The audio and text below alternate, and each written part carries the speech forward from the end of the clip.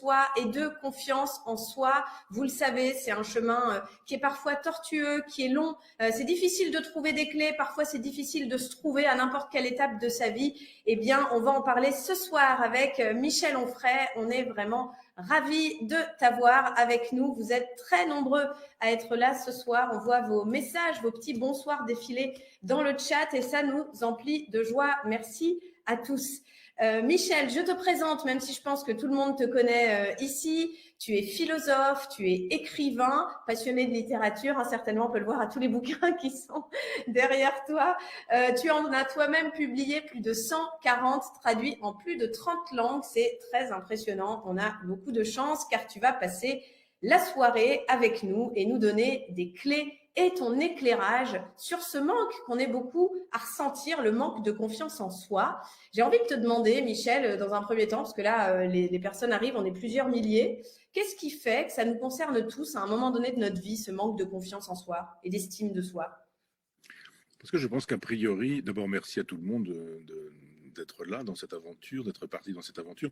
Je pense qu'on n'est pas aidé, pas assez aidé à s'estimer. C'est-à-dire qu'un enfant, naturellement, ne s'estime pas lui-même. Il n'a pas une estime de soi. D'abord, il faut parvenir à la conscience de soi, ce qui suppose un savoir de soi, ce qui suppose qu'on soit aidé. Les petits animaux dans la nature, très vite, ils sont faits pour pouvoir vivre indépendamment des parents. Et puis, il y a un moment donné où les petits serpents qui percent l'œuf, ils s'en vont, et puis ils ont déjà du venin, et ils peuvent mener leur vie indépendamment des parents, et puis les parents ne s'en soucient plus du tout. Ce qui constitue l'humanité, l'humain, c'est que la période d'éducation est très longue entre le bébé qui naît et la possibilité d'être franchement autonome. Il se passe une quinzaine d'années, je dirais. Il faut qu'on puisse être nourri, habillé, nettoyé, aidé, aimé, qu'on puisse être vêtu, qu'on puisse être couché, levé, qu'on puisse avoir des parents qui soient vraiment soucieux de nous-mêmes. Et donc, il faut qu'ils nous apportent à manger, mais il faut qu'ils nous apportent des nourritures spirituelles aussi. Des parents qui ne nous donneraient pas à manger, eh bien, c'est pas très compliqué. Au bout de 8 jours, l'enfant serait mort et voilà. Eh bien, les enfants qui n'ont pas eu de nourriture spirituelle sont des enfants qui meurent aussi, très vite. Et la résurrection est assez difficile dans cette configuration-là. Il faut des parents qui puissent aider l'enfant à savoir qui il est. Le problème aujourd'hui, c'est que l'identité est problématique. Dès que vous parlez d'identité, vous êtes un fasciste, vous êtes un nazi, vous êtes un type d'extrême droite. On dit juste non. L'identité, c'est l'art d'être ce que l'on est. Et ça peut changer. On peut modifier des identités. Mais simplement, aujourd'hui, on se dit, on a des parents, mais il y a des parents qui ne s'occupent pas de nous. Puis il y a des familles, mais les familles explosent. Puis il y a des familles décomposées. Puis on dit, elles sont recomposées. Je veux bien. J'ai connu, moi, des familles recomposées, mais pour être recomposées, il faut qu'elles aient été en amont décomposées. Ce qui est toujours très difficile. Absence de père, absence de mère, absence de parents, arrivée de beau-père, arrivée de belle-mère, etc., etc. Des parents qui travaillent beaucoup, des parents qui sont très soucieux d'eux-mêmes, des parents qui passent leur temps sur les jeux vidéo ou dans les voitures parce qu'ils les transportent pour aller travailler ou dans le travail, ou etc., etc., etc. Et on laisse les enfants à eux-mêmes. Donc évidemment, il n'y a pas d'estime de soi-même qui soit susceptible d'être constituée. Il faut qu'un enfant puisse lui dire ça c'est bien, ça c'est pas bien, ça se fait, ça ne se fait pas. Ça tu peux y aller, ça il faut pas y aller. Ça c'est négociable, ça c'est oui, ça c'est non, etc. Et là on constitue une identité. Il ne faut pas laisser les enfants croire qu'ils pourront être cosmonautes s'ils ont décidé d'être cosmonautes, ou qu'ils pourront être. J'entendais l'autre jour Attal, qui avait été le nouveau Premier ministre, qui avait été interrogé dans son école alsacienne. Il avait 9 ans, je crois, et il nous dit ah, papa me disait, si on veut être un acteur célèbre, il faut commencer par faire du théâtre. Et je me dis, mais voilà un petit garçon à qui on a dit non pas qu'il serait acteur, mais qu'il serait acteur célèbre. C'est-à-dire, voilà un individu à qui on a fait savoir qu'il serait célèbre et que la célébrité, c'est un projet dans l'existence. Alors, le projet existentiel, quand on a 9 ans et qu'on est Gabriel Attal, c'est de faire du théâtre. Il se fait qu'il est devenu célèbre, mais avec la politique, tout le monde connaît l'histoire, etc. Donc, on voit bien qu'avoir des parents qui vous aident, qui vous aiment, qui vous portent, qui vous constituent et qui vous disent qu'un projet existentiel, ça peut être la célébrité. Moi, je pense qu'il y a autre chose dans la vie que la célébrité. Hein. Mais que ça peut être l'estime de soi, justement. Savoir s'estimer justement à sa bonne valeur. C'est-à-dire ni trop ni trop peu. Je crois que le problème de l'estime de soi, c'est essentiellement ça. C'est trop. On est dans l'orgueil, dans la suffisance, dans l'arrogance, dans la prétention. On en connaît, des gens qui sont très contents d'eux-mêmes. Et quand on regarde leur vie, il n'y a pas de motif à être content de la vie qui est la leur. Et puis en dessous, des gens qui se sous-estiment. Je suis trop nul, j'arriverai jamais, c'est pas fait pour moi, je suis trop con, vraiment, je suis pas bon, j'y arriverai jamais, ou etc. C'est pas bien, dans un cas comme dans l'autre. Se surestimer ou se sous-estimer, être dans une humilité excessive ou être dans un orgueil excessif, ça ne permet pas de s'estimer à sa juste valeur. Mais il faut qu'on apprenne l'estime de soi. Si des parents ne vous l'apprennent pas, les enseignants ne vous l'apprendront pas non plus. Et comme on ne vous l'apprend pas, vous ne le savez pas. Vous ne le découvrez pas par vous-même. Je n'entends pas. Je n'entends pas. Merci Michel pour ce que tu viens de nous dire. C'est hyper intéressant et je pense que ton éclairage parle à beaucoup de personnes et surtout, tu as laissé entrevoir les bénéfices de la confiance et de l'estime de soi et c'est ce sur quoi on veut travailler justement ce soir. On sait que voilà, quand on a plus confiance en soi, ça nous permet d'affirmer, de révéler notre personnalité. On se détache aussi progressivement du regard des autres et on renforce bien sûr cette confiance en soi qu'on n'a peut-être pas eu au départ, comme tu le décrivais dans l'enfance. Ça, c'est le programme de ce soir. Restez bien avec nous car à la fin de cette conférence, Michel répondra à vos questions. Donc, vous pouvez dès à présent commencer à les poser dans le chat. C'est l'onglet Q&A et si vous avez la moindre question, notre équipe est là derrière, donc n'hésitez pas. C'est vraiment l'occasion que Michel puisse apporter une réponse à votre question de façon personnalisée. Donc, allez-y, c'est l'occasion. Michel, je prends juste une seconde pour présenter qui nous sommes chez Mentor Show avant qu'on démarre. Alors, si vous ne nous connaissez pas encore, on est une plateforme. On a aujourd'hui 45 masterclass qui sont dispensées par les plus grands experts. Michel, tu en fais partie depuis quelques mois. On est ravis. D'ailleurs, ta masterclass marche très, très bien sur notre site. Chaque masterclass est divisée en mini-leçons de 10 à 12 minutes. C'est très pratique au quotidien. Et donc, on a bien sûr la masterclass de Michel qu'on entrevoit dans les voilà sur l'image, mais on a aussi Boris Cyrulnik, on a aussi un condensé de ce qui peut vous aider au quotidien en fonction de vos besoins. Et désormais, je vais vous en parler dans un moment, on vous propose du coaching personnalisé. Je vous en reparlerai tout au long de cette conférence. Voilà, ce qui nous amène, Michel, à démarrer, à rentrer dans le vif du sujet avec cette question de la confiance en soi. J'aimerais, Michel, tu peux aussi faire le test si tu veux, que les personnes qui nous suivent dans le chat nous disent où est-ce qu'elles situent leur estime d'elles-mêmes ou leur confiance en elles-mêmes sur une échelle de 1 à 10, 1 correspondant bien sûr à une confiance basse et 10 à une très haute confiance en soi. Alors, j'ai hâte de voir si on a beaucoup de 10. Toi, Michel, je me permets de te poser la question, mais tu te mettrais combien ? Alors moi, je ne réponds pas à une question générale, ça n'a pas de sens. C'est-à-dire que je peux m'estimer, par exemple, sur mon talent sur les langues étrangères. Ouais. Alors, entre 0 et 10, il est égal à 0. Donc, ça, je peux m'estimer assez justement. Je pense que si je veux être un peu plus juste, on peut dire 1 sur 10, parce que je sais dire bonjour, au revoir, s'il vous plaît, merci. Mais que, par exemple, je ne sais pas, sur la possibilité de me concentrer. Je peux imaginer 8 ou 9. Je peux, moi, par exemple, ça m'est arrivé d'être dans une maison où mon épouse pourrait témoigner, mais où j'étais en train d'écrire un livre avec quelqu'un, dans une cuisine, avec quelqu'un qui utilisait un marteau-piqueur pour faire sauter le béton d'un évier qu'on a changé, qu'on a fait sauter. Et donc, j'ai une concentration qui me permet, si je veux travailler, si je veux lire un texte, si je veux écrire, d'entrer.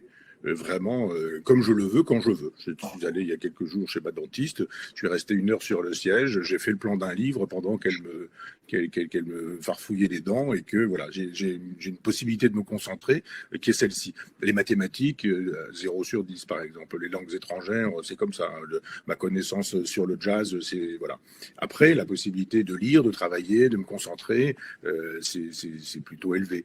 Mais bon, on reste un homme moyen pour le reste. Mais si ceci dit, on ne peut pas dire je fais une note totale et moi-même je m'estime à tant.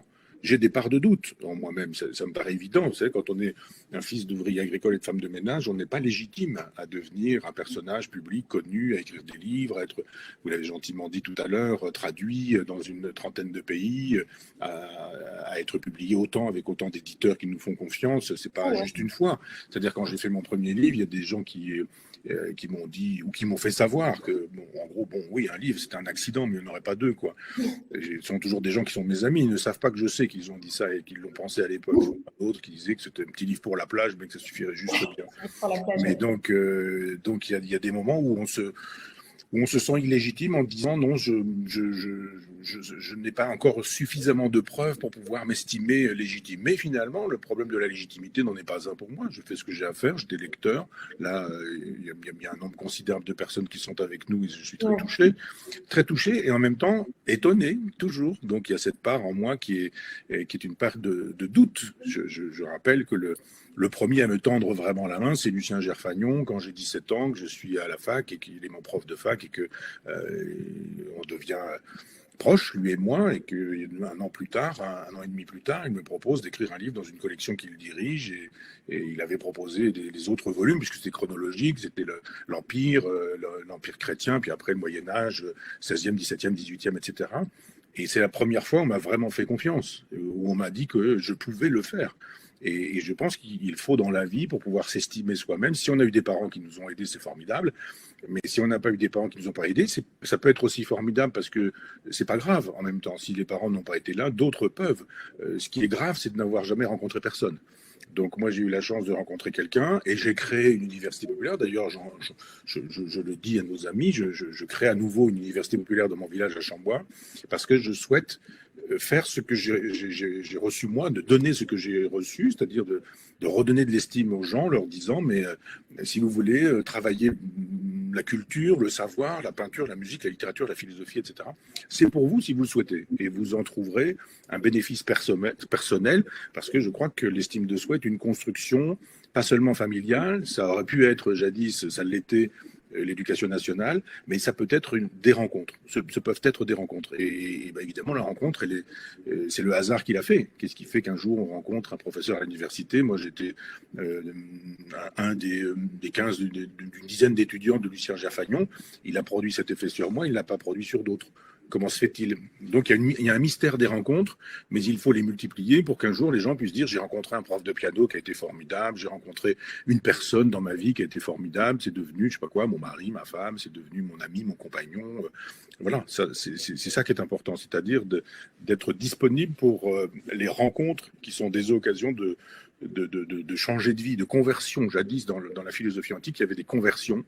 On menait une vie, on rencontrait un philosophe, et d'un seul coup, ça changeait complètement sa vie. Et on devenait Diogène, on devenait Aristippe de Cyrène, on devenait Gorgias, parce qu'on avait rencontré un autre philosophe. L'estime de soi, je le rappelle, c'est une construction, pas seulement parentale. Si c'est parental, c'est bien, parce qu'on démarre bien dans l'existence. Ça peut être aussi, donc je le disais, l'éducation nationale. Rappelez-vous le Monsieur Germain d'Albert Camus, quand le petit Albert Camus, père ouvrier agricole, même mère femme de ménage, lui aussi, a le prix Nobel, il pense à Monsieur Germain, parce qu'il sait que Monsieur Germain lui a permis l'estime de lui-même. Ça a été l'instituteur qui lui a permis de devenir l'Albert Camus qui un jour va chercher son prix Nobel à Stockholm. Merci Michel. Alors c'est intéressant ce que tu dis puisque tu nous expliques l'importance d'avoir un guide, un mentor, de savoir voilà reconnaître cette rencontre, faire de belles rencontres. C'est un chemin intéressant voilà qu'on invite bien sûr tout le monde à suivre pour y arriver. Je regarde dans le chat, tout le monde est assez d'accord avec le fait de se noter en fonction des domaines. On a une majorité de 5 quand même si les gens ont globalisé leur niveau d'estime et de confiance en eux, mais ta méthode de se noter en fonction des compétences est intéressante parce que ça permet de voir aussi ce sur quoi on est bon, ce sur quoi on peut capitaliser et peut-être d'autres domaines qu'on a envie d'améliorer ou pas. En tout cas, chapeau d'arriver à te concentrer avec un marteau-piqueur derrière dans la salle d'attente du dentiste pour faire un plan de bouquin. Franchement, si on arrive tous à faire ça, on sera content que tu nous dises comment tu fais. Ouais. Un petit commentaire parce que je pense que le 5 n'est pas une bonne note. Parce que c'est la note de l'équilibre, du juste équilibre. C'est-à-dire que c'est pas positif, c'est pas négatif, c'est la note moyenne. Moi, j'ai été longtemps prof, 20 ans. Et 10, c'était la note que les profs mettaient la plupart du temps pour ne pas avoir à mettre 8 ou à mettre 12.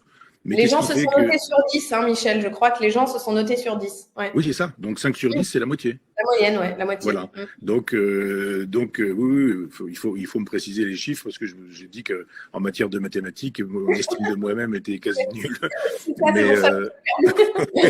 Mais je pense qu'il faut faire un effort pour pour pouvoir être plus franc sur soi-même, à avoir une vraie note franche et se dire, par exemple, bah, sur ce terrain-là, je suis plutôt 1-2, quoi, je suis pas terrible.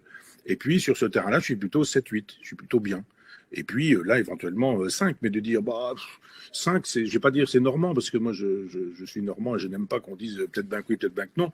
C'est pas ça, les Normands. J'ouvre une parenthèse pour dire que les Normands disent, je vais réfléchir, peut-être bien que c'est oui, peut-être bien que c'est non. Je vais réfléchir et je me déciderai et ce sera oui ou ce sera non. C'est ça que disaient les Normands dans le peut-être bien que oui, peut-être bien que non.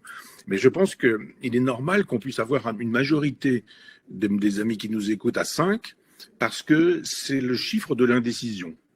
Et je pense qu'il faut travailler à la décision sur soi-même pour faire de telle sorte qu'on puisse monter ou descendre. Et si on descend pas mal non plus, si on est à 3 ou 4, on se dit, bah oui, c'est comme quand on prend sa température, on se dit, bah ouais, 38,5, j'ai de la fièvre. Donc il va falloir faire quelque chose. Si on est à 2 ou 3 ou 4, eh ben, c'est pas très grave.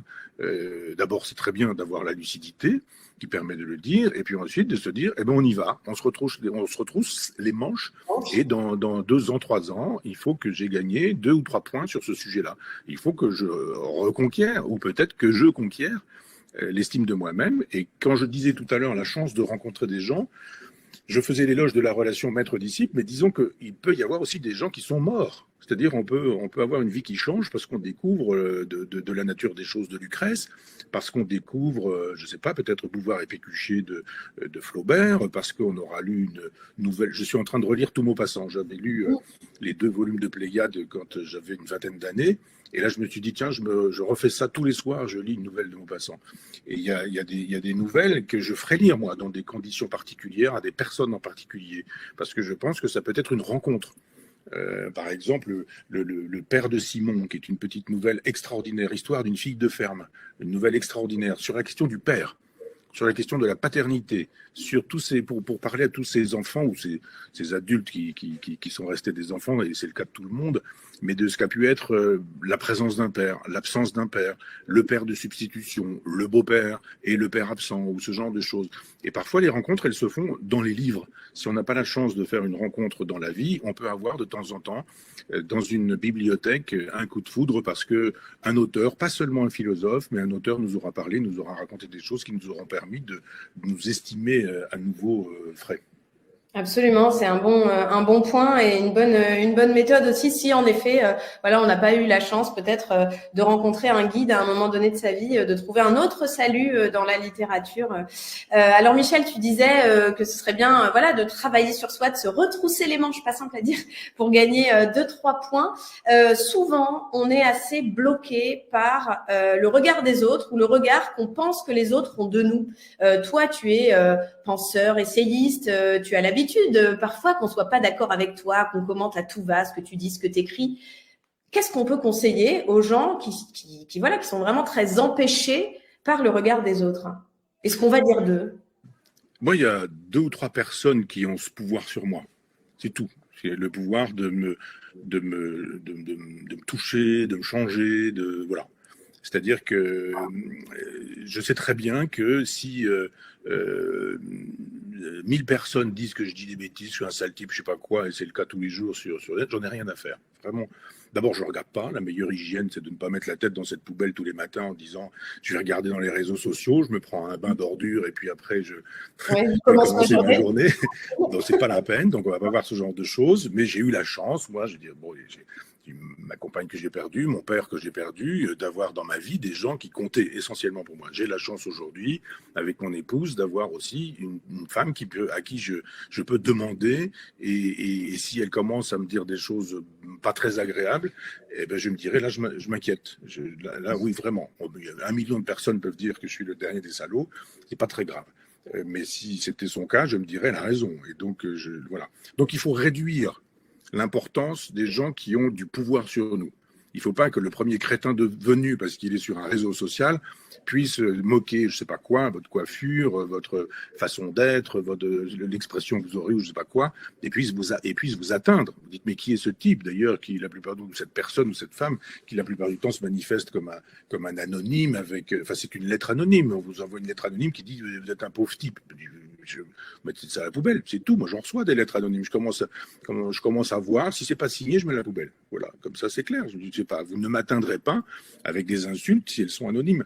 Donc, à un moment donné, il ne faut pas se soucier. C'est pas à un moment donné, c'est toujours. Il ne faut pas se soucier. Il ne faut donc jamais se soucier du regard d'autrui. En revanche, choisir dans sa vie les gens dont on pense que eux, s'ils nous regardent et qu'ils nous jugent mal, alors ça doit pouvoir produire des effets.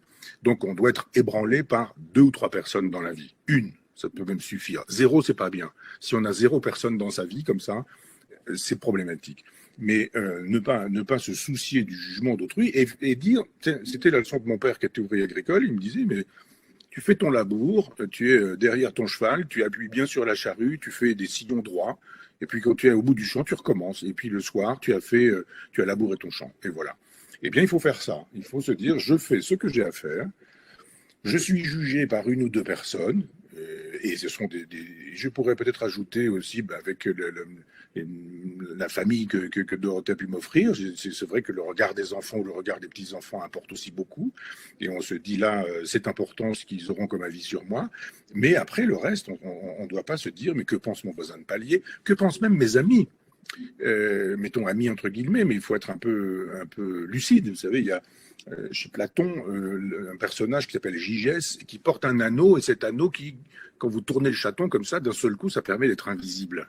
Il faut jamais faire ça. C'est-à-dire que quand vous sortez de chez les amis, remettre le chaton du truc, vous revenez là, ils vous voient pas et vous écoutez ce qu'ils vont raconter de la soirée.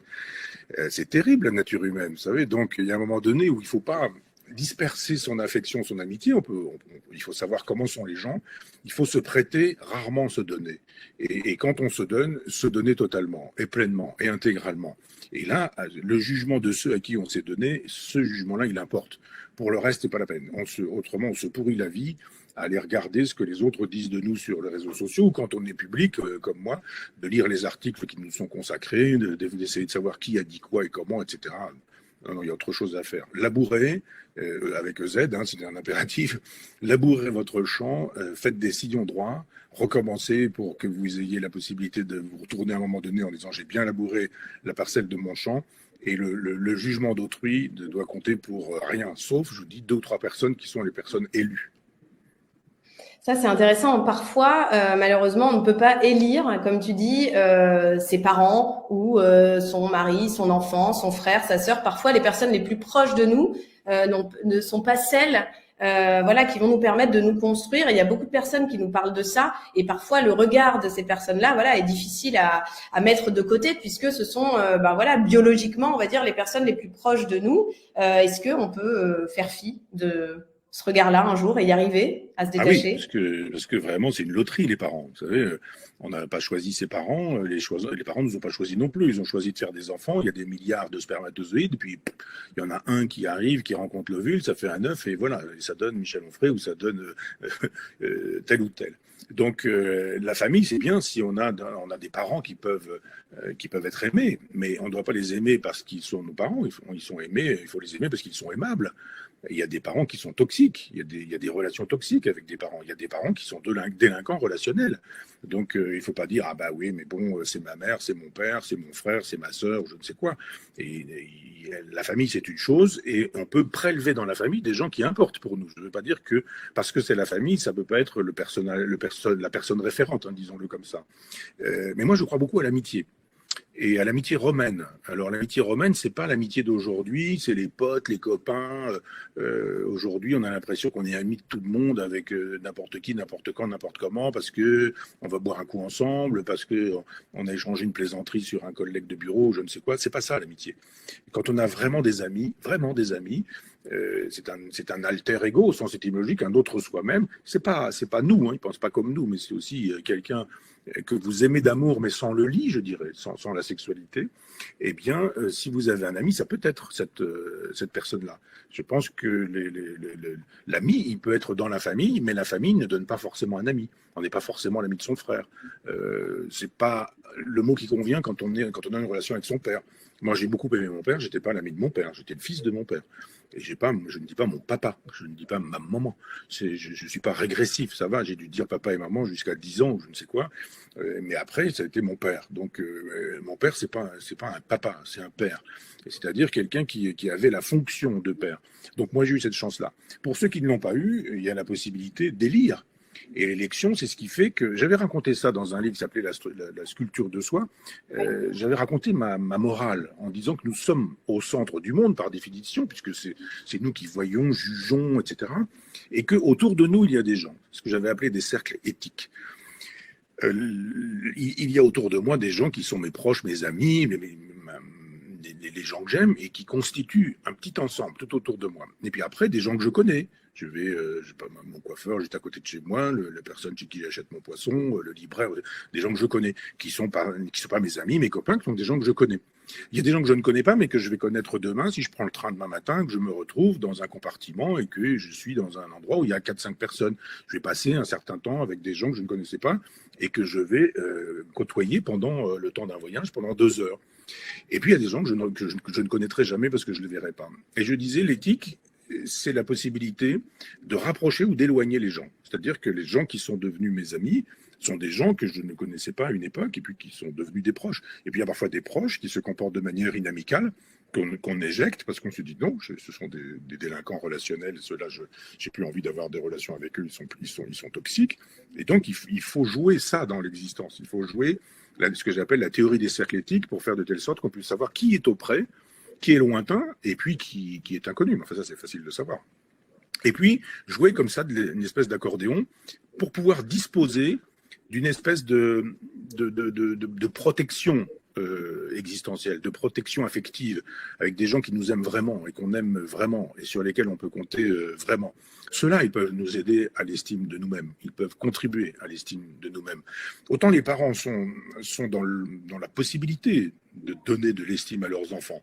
Ça, c'est l'éducation de la volonté, par exemple. C'est de dire à un enfant, tout n'est pas simple. Si tu es un petit garçon et que tu veux faire du piano, que tu veux faire de l'équitation, que tu veux faire du judo, que tu veux faire de la gymnastique, je ne sais quoi, et puis des échecs, et puis etc. Et puis, alors, tu fais un peu, puis encore autre chose, puis après autre chose, etc.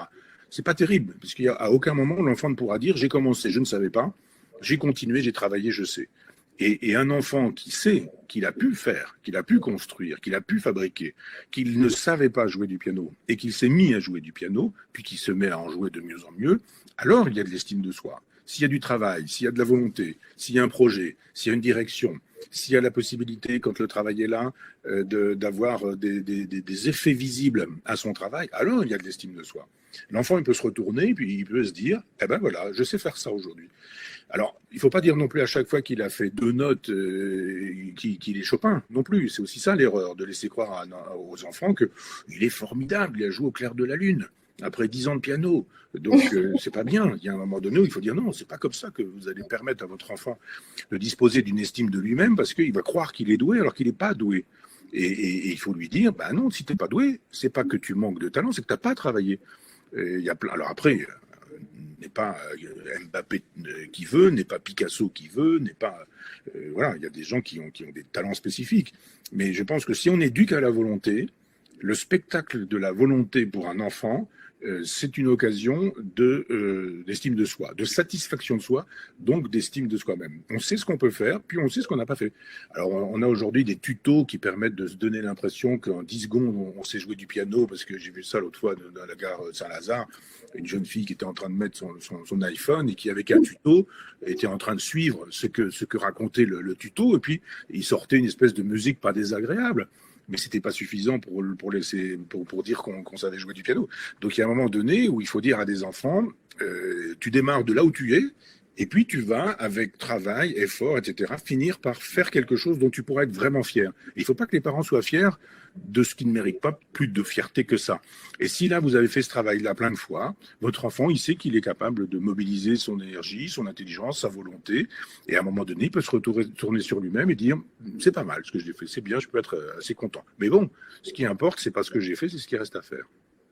J'aime beaucoup ce conseil et c'est très utile pour ceux voilà qui ont des enfants en pleine éducation. C'est mon cas. Je bois tes paroles. Bon, moi je lui ai dit que c'était le plus fort du monde parce qu'il avait écrit son prénom en entier. Bon, alors je sais pas si j'ai bien fait, mais bon, chacun. On n'est pas le plus fort du monde quand on fait ce que font tous les enfants. C'est ça. Bon. On peut lui dire que c'est très bien et qu'on est très content et qu'on est très fier. Mais pas qu'il est le plus un fort du peu monde. On peut dire, moi je vois ça avec mon petit-fils, je suis très heureux et très fier quand il fait ça. Mais il ne viendrait pas à l'idée de dire qu'il est le plus fort du monde. Parce que ça, c'est une occasion de créer de la mésestime de soi. Alors je vais baisser un petit peu Il faut dire la vérité aux enfants. Tu sais, les enfants, si vous leur mentez, c'est à peu près le cas de tout le monde. Hein. Nietzsche disait, ce qui me gêne, ce n'est pas que tu m'aies menti, c'est que désormais, je ne pourrais plus te croire. Mais moi, mon père était comme ça. Quand il disait qu'il allait faire quelque chose, il le faisait. Et je savais que sa parole était d'or parce qu'il avait dit que, voilà. Et il ne lui serait jamais venu à l'idée, mais c'était une autre génération, mon père était né en 1921, mais de me dire que j'étais le plus génial des garçons. Mon père, il m'a posé la main une fois sur la tête comme ça quand j'ai eu mon bac. Ça a duré 2 secondes, j'ai encore le poids de sa main sur ma tête, et puis c'est tout. Il m'a jamais dit, quand j'ai eu des livres, ou même quand j'ai eu ma thèse de philo, il m'a jamais dit que j'étais le plus fort des garçons, ou il m'a jamais dit une chose pareille. Et je l'en remercie, parce que il m'a montré autrement comment on pouvait faire des choses pour être quelqu'un de bien, comme dit une jolie chanson, mais être quelqu'un de bien. Et ça, c'est pas mal comme objectif dans l'existence, d'être quelqu'un de bien, d'être une belle personne. C'est sûr. On a beaucoup parlé des parents qui peuvent donner les clés à leurs enfants pour construire leur estime d'eux-mêmes. Mais est-ce que tu penses que si on n'a pas eu ces parents-là ou si on n'a pas eu ça dans l'enfance, est-ce qu'on peut tout au long de la vie travailler sur son estime de soi, sur sa confiance en soi, même à 40, 50, 60 ans et plus? Oui, bien sûr. Moi, je ne suis pas défenseur des méthodes psychanalytiques, mais plutôt philosophique. Et Épicure disait ça. Épicure disait, il n'est jamais trop tôt pour commencer à faire de la philosophie, et il n'est jamais trop tard pour commencer à en faire aussi. C'est-à-dire de dire à quelqu'un qui aurait 98 ans, non, vous n'allez pas vivre bien longtemps, donc c'est pas la peine. Pas du tout. Je dirais, mais non, au contraire. Si vous avez la possibilité d'acquérir de la sérénité à 98 ans, c'est formidable. Et avec un enfant, c'est la même chose. Il n'est pas question, mes petits-enfants, par exemple, de leur apprendre Heidegger. C'est pas comme ça qu'on commence à philosopher. Mais c'est de leur apprendre à être attentif, à regarder, à penser, à réfléchir, à dire les choses vraies, à dire des choses justes, à éviter le délire, à éviter justement de leur laisser croire qu'ils sont au-delà de ce qu'ils sont, ou qu'ils peuvent au-delà de ce qu'ils peuvent, parce que ça crée de la frustration. C'est pas bien. Je ne veux pas juger votre éducation. Je veux dire, c'est pas bien de dire à un enfant qu'il fait des choses formidables et extraordinaires, parce que si un jour quelqu'un lui dit ah non, c'est pas du tout formidable et extraordinaire, il va s'effondrer. Moi, j'ai des exemples d'amis qui ont eu dans leur enfance des mères en l'occurrence qui estimaient qu'il était formidable, fantastique, merveilleux. Son fils, et qu'à chaque fois que, je sais pas quoi, il écrivait un poème, il était René Char. À chaque fois qu'il jouait de la guitare, il était Granados. À chaque fois qu'il faisait une photo, il était Cartier-Bresson. Et que à chaque fois qu'il faisait un plat, il était Yannick Aleno. J'ai vu qu'il était dans Mentor Show. Et donc, et aujourd'hui, je ne suis pas sûr qu'il soit vraiment très heureux, et je ne suis pas bien sûr que sa maman, en lui laissant croire qu'il avait tous les talents, lui a rendu service, parce que il y a eu un moment donné où effectivement il était au-delà, son estime de lui-même était trop élevée, le réel lui a donné tort, et la souffrance en est advenue. Donc je pense que quand on veut bien éduquer ses enfants, il faut qu'on les rende heureux, enfin qu'on puisse leur dire vous ne serez pas malheureux parce que vous aurez le sens du réel, vous aurez le sens de la réalité. Et c'est pas facile d'enseigner le réel. Et c'est dans le moindre détail. Il faut dire non, tu exagères, ça c'est pas vrai, ne dis pas ça, c'est faux. Alors, on dit Pina, il est jamais content, il est toujours en train de nous reprendre, qu'est-ce que ça veut dire? Non, juste dire, mais c'est le réel, ça s'apprend comme ça. Le réel, c'est le réel, c'est pas la fiction, c'est pas l'invention, c'est pas ce qu'on pourrait ajouter. Donc, on peut dire, tu as fait un dessin qui est formidable, tu écris ton nom, et je suis vraiment très content parce que c'est drôlement bien. Et puis, moi, j'aime bien parce que bientôt, tu vas pouvoir lire et tu vas voir le bonheur qu'il y a à lire des livres, etc. On peut dire ça à son enfant sans lui Je dire. lis ça aussi, hein, je précise. C'est formidable. C'est bon, tout va bien. Oui. Oui, bon, on a compris. Il faut doser. En tout cas, ouais, c'est super intéressant, et c'est aussi une bonne nouvelle de savoir qu'on peut faire ce travail tout au long de la vie, puisque je pense que voilà. Mais c'est ni trop ni trop peu. Ni trop ni trop peu. Vous savez, les générations dans lesquelles on ne disait jamais je t'aime à son fils, à sa fille, ou c'est formidable ce que tu as fait, c'est drôlement bien, je suis très fier, je sais pas quoi. Ça, c'était une époque. Et puis l'époque d'aujourd'hui où le moindre petit truc est présenté comme une performance intellectuelle incroyable ou comme un truc de génie, c'est pas bien. C'était pas bien de dire qu'on n'aimait pas, enfin de ne pas dire qu'on aime du moins, mais c'est pas bien aujourd'hui de dire qu'on aime un peu comme si on disait bonjour, au revoir, s'il vous plaît. Il faut le dire quand c'est là et que ça signifie quelque chose et que les enfants puissent savoir que la parole, c'est une monnaie, et que la monnaie, c'est une monnaie fiduciaire, c'est la foi, hein, l'étymologie de fiduciaire. Et que quand vous avez parlé, votre parole est d'or parce qu'on sait qu'elle pèse son poids, cette parole-là. Et à ce moment-là, vous pouvez dire à votre enfant, t'as bien fait, t'as pas bien fait, ce serait bien si tu faisais comme ceci. Enfin voilà, quoi. On peut l'aider justement à s'estimer. Merci beaucoup Michel pour ces conseils qui parlent à beaucoup de monde. Le chat est hyper actif. On va répondre à toutes vos questions. Enfin Michel surtout dans un moment. Alors je suis persuadée que si vous êtes avec nous ce soir, plusieurs milliers, si vous êtes restés tout au long de cette conférence et que vous avez envie forcément de travailler sur ce problème de confiance, on en a parlé avec Michel, mais vous avez peut-être peur de ce fameux regard des autres, peur d'échouer, vous avez peut-être du mal à prendre des bonnes décisions, peur d'être rejeté, avoir ce sentiment qui colle parfois à la peau de ne pas être à la hauteur.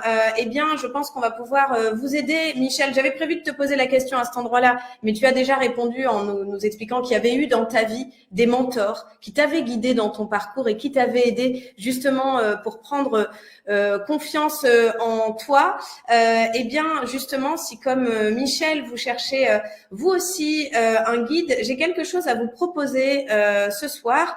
On t'en a parlé, Michel, au téléphone un peu plus tôt dans la semaine. En fait, on a travaillé depuis plusieurs mois sur un programme avec Mentor Show exclusif sur la confiance en soi.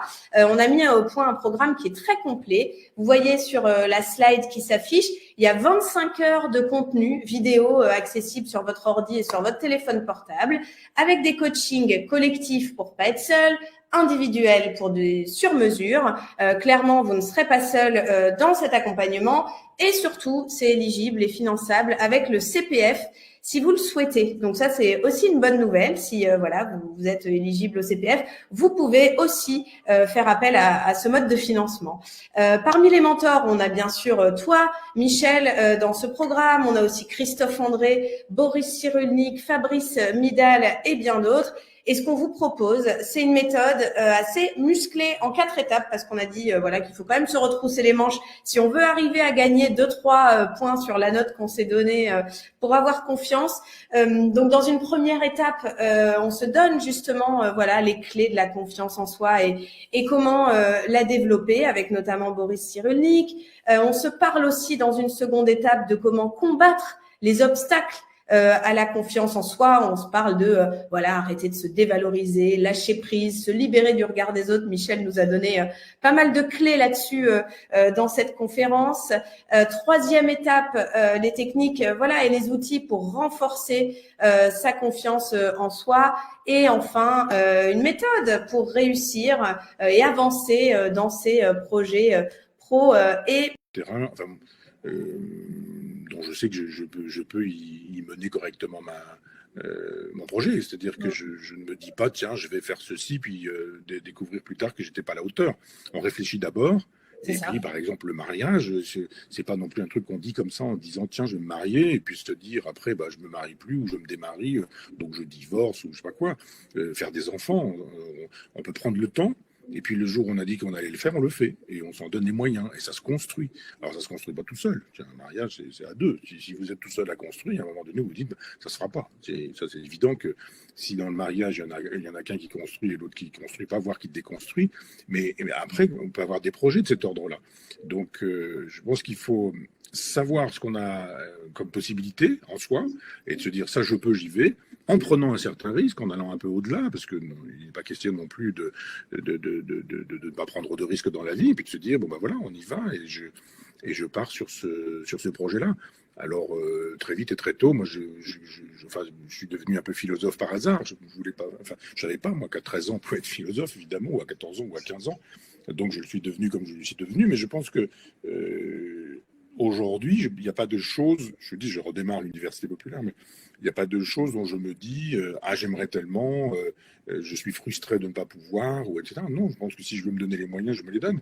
Mais je sais qu'il y a des choses que, par exemple, j'aimerais bien jouer du piano, mais je me dis que ce n'est pas possible si on ne fait pas ça sérieusement. Donc s'il s'agit de jouer au clair de la lune, ça ne sert à rien. Mais s'il s'agit vraiment de bien jouer du piano, ça veut dire 3-4 heures tous les jours ou plusieurs heures par semaine, et comme je sais que je ne pourrais pas le faire, je ne le fais pas. Et je ne vais pas être frustré. Je vais me dire, je ne m'en donne pas les moyens, donc je ne vais pas me dire, j'aurais tellement aimé jouer du piano. Non, si je veux jouer du piano, je le fais. Et si je ne le fais pas, je ne le fais pas, mais je ne dis pas que j'aurais aimé, mais que, et la mauvaise foi sartrienne, quoi. Si je ne l'ai pas fait, c'est parce qu'il y a ceci, c'est parce qu'il y a cela. Non, on ne peut pas tout faire dans la vie. Et il y a un moment donné où il faut savoir que renoncer à un projet, c'est pas grave. Mais quand on a des projets, il y a des projets auxquels il ne faut pas renoncer. L'exercice de la volonté, c'est très important pour l'estime de soi. C'est-à-dire que si vous voyez, vous êtes sans volonté, que votre volonté, elle est sans objet, c'est-à-dire qu'elle est perdue, elle est avide, vous êtes dépressif, que vous êtes paumé, que vous n'allez pas bien, que vous vous réveillez le matin et que vous dites, mais encore une journée, que vous prenez des anxiolytiques, des antidépresseurs, des drogues douces ou dures, que vous allez chez le psy, que vous cherchez des trucs parce que ça ne va pas dans votre vie. Il y a un moment donné où ce qu'il faut vous dire, c'est que vous n'avez pas travaillé votre volonté. C'est un problème de volonté. C'est-à-dire que si vous n'avez pas travaillé votre volonté parce qu'on ne vous a jamais appris à travailler votre volonté, et qu'on n'apprend plus d'ailleurs à travailler la volonté aujourd'hui, on est dans une époque de facilité où on nous dit n'importe qui peut être musicien, n'importe qui peut être écrivain. Aujourd'hui, ChatGPT vous permet d'écrire des romans, même si vous n'avez pas écrire une phrase correcte en français. Donc il y a un moment donné où ce que font de mieux les parents, c'est d'éduquer à la volonté chez des enfants. Et puis après, ce qu'on peut faire de mieux sur soi-même, c'est s'éduquer aussi à la volonté, c'est-à-dire à l'exercice du vouloir. Qu'est-ce que je peux vouloir de moi-même? Que puis-je faire de ma vie? L'important, pour revenir à la question que tu posais tout à l'heure, c'est pas l'âge. C'est pas est-ce que c'est trop tôt ou est-ce que c'est trop tard? C'est la décision, c'est la volonté. Est-ce que je le veux vraiment? Est-ce que j'en ai vraiment le souhait? Est-ce que je vais vraiment m'en donner les moyens? Et il y a un moment donné où si on ne se mobilise pas soi-même, eh bien, c'est pas le voisin qui le fera pour nous. Le voisin ne peut pas vouloir à notre place. Seuls nous pouvons vouloir, et nous pouvons vouloir si nous nous en donnons les moyens. Ça veut dire qu'on ne fait pas non plus, c'est comme démarrer un régime. Hein. Si on se dit, je fais un régime et le lendemain on se dit, mince, j'ai rien perdu, je voulais perdre 10 kilos. Ah oui, on sait très bien que les gens qui veulent décider, quand j'ai fait mon service militaire, il y avait plein de gens à qui on a dit, vous allez faire vos classes et dans 2 mois, vous allez courir 30 km. Et il y a des gens qui couraient 3 mètres et qui tombaient par terre tellement ils étaient incapables d'aller au-delà. Eh bien, au bout d'un certain temps, ils étaient capables d'obtenir des performances physiques. Les performances de volonté sont susceptibles d'être obtenues si on travaille sa volonté comme un muscle, d'une certaine manière. Ben ouais, justement, c'est ce dont on se parle ce soir, de volonté. Il y a beaucoup de personnes qui ont réagi dans le chat, qui nous ont dit ce qu'elles aimeraient faire si elles avaient davantage confiance. Alors, il y a énormément de choses, partir en voyage, parler en public, j'irai vivre au Maroc, je me lancerai dans des études de médecine, je changerai de vie, je ne serai plus salarié, etc., etc. Michel vous a parlé de volonté, de se donner les moyens, justement, de suivre ses projets, ses rêves. Et donc, si vous, ce soir, vous voulez suivre vos projets, vos rêves, sachez que le programme dont je viens de vous parler, on l'a lancé en 2023. On a eu une première promotion qui a eu un impact assez majeur sur la vie de nos apprenants qui, comme vous, je vous le souhaite, ont souhaité justement accomplir tous ces rêves et tous ces projets. Sachez que ce soir, on ouvre 100 nouvelles places dans le cadre de la promotion 2024. Il y a un lien dans le chat qui vient de s'afficher. Vous pouvez prendre le temps, avant que Michel réponde à vos questions, de cliquer sur chat et de regarder ce lien. Sachez que en cliquant sur ce lien, vous allez pouvoir prendre un rendez-vous avec nos conseillers et vous allez pouvoir ainsi discuter de votre volonté, de votre projet avec l'un de nos conseillers. En tout cas, on a vraiment hâte de vous retrouver dans ce programme. Si vous avez la moindre question, vous la posez à notre équipe dans le chat et tout le monde est là ce soir et dans les jours qui viennent pour vous aiguiller justement et pour vous aider à prendre rendez-vous et pour vous aider à construire ce projet qui vous tient à cœur. Voilà pour la présentation. Merci Michel. On va passer maintenant aux questions-réponses. Alors je regarde, il y a beaucoup de questions qui ont été posées, tu t'en doutes. Ah oui, tiens, c'est rigolo. Constance, comment montrer suffisamment d'estime de soi sans avoir l'air arrogant? On n'est pas obligé de tout raconter à tout le monde. C'est-à-dire que l'estime de soi, ça peut être une affaire entre soi et soi. Et ça doit d'ailleurs être discret. C'est-à-dire on ne doit pas forcément faire des conseils de famille pour expliquer à chacun où on en est de son estime de soi. Et il faut avoir des conversations avec soi-même et de se donner à soi-même des projets. Moi, je me donne des projets. Je me dis, je me propose ça, j'ai envie de faire ça, je veux réaliser ça, je vais vers ce genre de réalisation. Et puis je le dis à personne, je suis le seul témoin moi-même de mon projet. Donc on n'est pas obligé de prendre à témoin n'importe qui sera susceptible en plus de ça de nous dire par la suite que ça n'a pas marché ou de dire mais pour qui se prend-il. Donc tout ce que tu as dit tout à l'heure, j'ai rien trouvé d'extravagant. Partir au Maroc, faut le faire. Devenir médecin. Moi, j'ai été 20 ans prof dans un lycée technique et j'avais des élèves qui étaient destinés à devenir sténodactylo, comptable ou secrétaire. Et un jour, souvent, je leur disais ça, je leur disais, mais votre vie commence, c'est pas fini. J'avais des comptables, par exemple, des BTS, Bac plus 2 en comptabilité. Et je leur disais, mais qui aime la comptabilité, là? Et dans une classe de 35, j'avais 3 mains qui se levaient. Je dis, vous vous rendez compte? Vous allez devenir comptable et vous n'en avez pas le désir.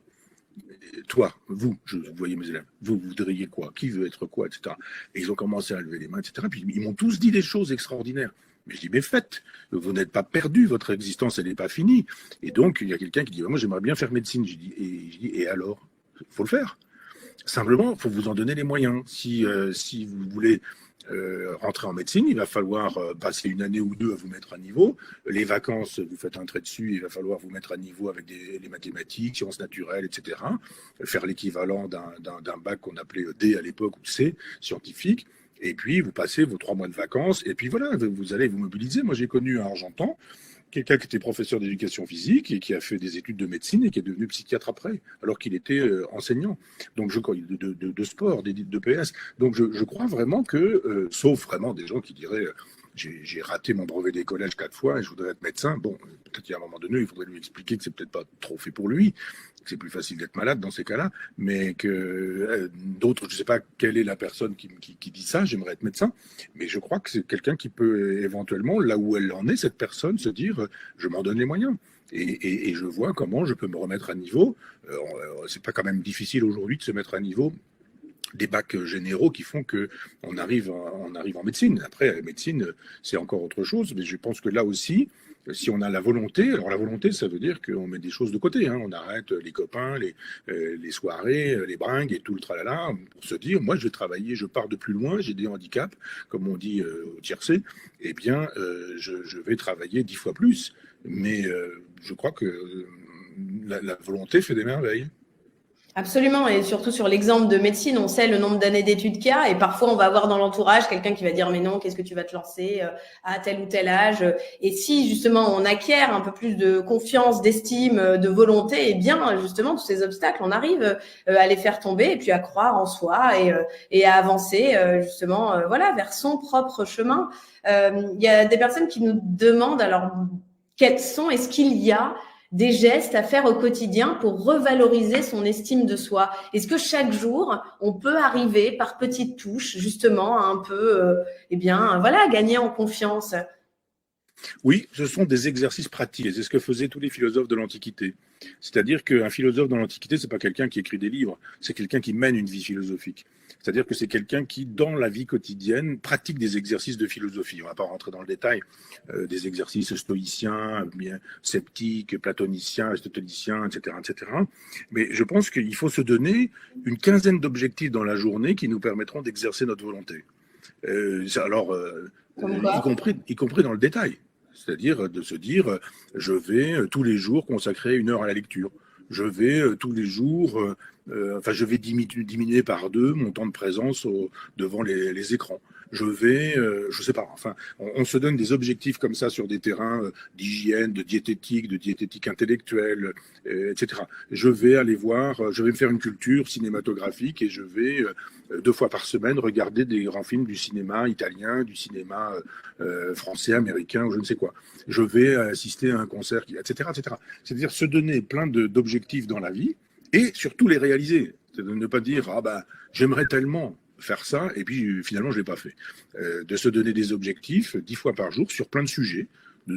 Comme les gens qui parfois se disent j'arrête de fumer ou j'arrête le fameux dry January, vous dites pendant 1 mois je bois pas d'alcool, ce que d'ailleurs je le fais personnellement, ou de se dire j'ai envie de perdre 10 kilos ou je veux me mettre, je veux en 6 mois courir un marathon ou je ne sais quoi. Enfin dans l'existence on peut faire ça. Ou je me mets à la cuisine, ou je me mets à l'anglais ou je sais pas quoi. J'ai un ami qui est parti à la retraite l'autre fois, il me dit mais je vais m'ennuyer, je dis mais il y a l'université juste à côté, apprends une langue qui te fascine, mets-toi à l'islandais, ou alors va à Langzhou et puis apprends le chinois, le japonais, ou je ne sais quoi. Mais aie des objectifs, réalise tes objectifs et exerce ta volonté. Quand on exerce ces muscles, on voit bien qu'on les exerce, eh bien, il faut imaginer que la volonté est un genre de muscle. Moins on l'exerce, moins on en a. Plus on l'exerce dans les petites choses, plus c'est facile d'en disposer le moment venu dans les grandes choses. Mmh. Merci Michel, c'est hyper intéressant. Alors il est bientôt 20 heures, on va s'arrêter là, mais sachez que voilà, on a noté toutes vos questions, on les lit. Merci beaucoup de les avoir posées, merci beaucoup pour votre témoignage à tous. Restez avec nous, on va vous diffuser une leçon de la masterclass de Michel sur notre site ainsi que la bande-annonce. Donc ça va être juste après. Michel, est-ce que avant de nous quitter, tu as un dernier mot pour nos participants qui ont été plusieurs milliers ce soir à nous suivre et à t'écouter? Un simple merci, parce que je trouve que on dit peu merci, on manifeste pas beaucoup de gratitude, mais moi je sais très bien que je vis de mes livres. Et je n'existe que parce que j'ai des lecteurs, donc je n'existe que parce que j'ai des gens qui me font confiance. Ce soir, toutes ces personnes qui se connectent et qui m'écoutent et qui me font l'amitié de m'écouter. Donc il y a une espèce de contrat entre eux et moi depuis des années, entre ceux qui m'écoutent, ceux qui achètent mes livres, ceux qui les lisent, ceux qui écoutent mes cours pour les cours d'université populaire qui sont sur le net. Et je pense qu'on ne manifeste jamais assez de gratitude. Donc on est constitué par les autres aussi. Et moi, je ne suis pas moi tout seul, c'est ce que je disais dès le départ de cette conférence, c'est-à-dire que on est des produits d'une éducation, on est des produits de parents, d'une famille présente, absente, d'une double famille, d'une famille qui s'en va, puis une famille qui reprend la place, etc. Enfin, il y a tout ça pendant les jeunes années. Et puis, dans le courant de l'existence, on est constitué par les autres. Et moi, j'ai la chance de pouvoir vivre de ma plume, c'est-à-dire d'être un homme libre. Je n'appartiens à personne, je n'ai de compte à rendre à personne, et je peux travailler librement. Et je vais à mon bureau qui est à 3 mètres d'ici, et je fais mon travail en me disant que ça va faire un livre, que ce livre sera acheté, que des gens me permettront de vivre, et puis que je suis constitué par mes lecteurs ou par mes auditeurs. Donc, je les remercie grandement. Merci beaucoup Michel pour tout. Merci du temps que tu nous as accordé, que tu as accordé à toutes les personnes qui sont venues. Merci à vous d'avoir été aussi nombreux. Je vous rappelle que voilà, vous pouvez toujours